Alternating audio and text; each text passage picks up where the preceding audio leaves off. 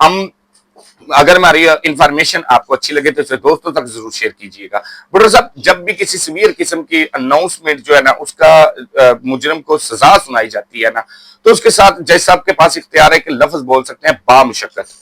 जब भी कोई मुजरम ये सेंट्रल जेल में ट्रांसफर होता है ना, तो उधर भी एक अलग से दुनिया है। उधर हार्ड वर्किंग करवाई जाती है।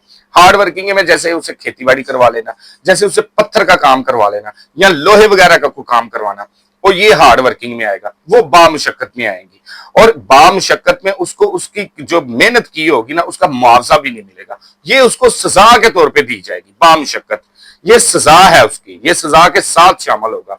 आम जो प्रिजनर है या आम कैदी जो होते हैं, अगर वो उधर कोई काम करते हैं तो उनको डेली वेजेस भी दिए जाते हैं, मंथली वेजेस भी दिए जाते हैं, ताकि वो अपनी जिंदगी के मामला को आसान कर सकें। लेकिन जो बामुशक्कत वाले हैं ना, उनको डेली वेजेस या मंथली वगैरह कोई भी इस तरह का पैकेजेस वगैरह नहीं दिए जाते। उम्मीद करता हूं आज की वीडियो आपको अच्छी लगी होगी। अगर हमारी इंफॉर्मेशन अच्छी लगे तो अपने दोस्तों तक जरूर शेयर कीजिएगा। अपना ख्याल रखिएगा। हम आपके साथ हैं। फी अमानिल्लाह।